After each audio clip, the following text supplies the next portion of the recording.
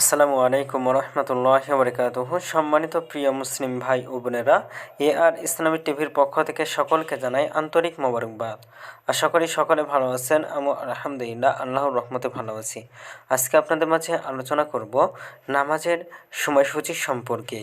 তো আজকে মঙ্গলবার 23শে এপ্রিল 2024 ইংরেজি, 10 বৈশাখ 1430 বাংলা, 13 শাওয়াল 1445 হিজরি।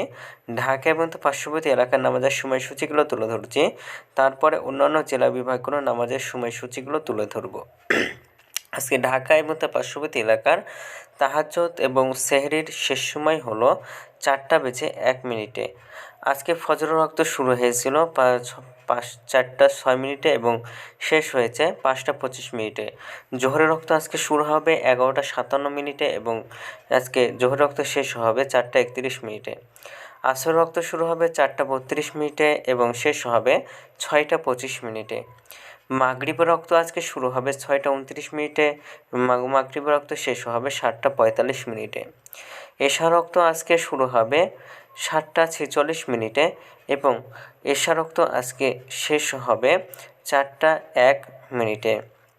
আজকে সূর্যাস্ত যাবে 6টা 25 মিনিটে এবং আজকে সূর্যোদয় হয়েছে 5টা 25 মিনিটে।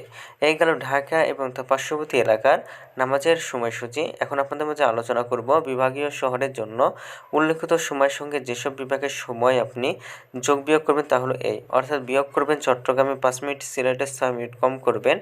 ঢাকা এবং তার পার্শ্ববর্তী এলাকায় যে নামাজের সময়সূচিরা রয়েছে সেখান থেকে চট্টগ্রামে 5 মিনিট এবং সিলেটে 6 মিনিট কম করে গণনা করবেন, তাহলেই হবে। এবং যোগ করবেন খুলনাতে 3 মিনিট, রাজশাহীতে 7 minute, Rangpur 8 minute, Barishal 1 minute বেশি করবেন। ঢাকার মতো পার্শ্ববর্তী এলাকায় যে নামাজের সময়সূচিরা রয়েছে সেখান থেকে এই 4টা বিভাগে একটু বেশি করে গণনা করবেন, তাহলেই হবে। তো আজকের ভিডিওটা এই পর্যন্তই ছিল, আর এই সূত্রটা আমরা নিয়েছি ইসলামিক ফাউন্ডেশন থেকে। ভিডিওটি যদি আপনাদের ভালো লাগে তাহলে অবশ্যই চ্যানেলটি সাবস্ক্রাইব করে পাশে থাকবেন। ধন্যবাদ সকলকে। আসসালামু আলাইকুম।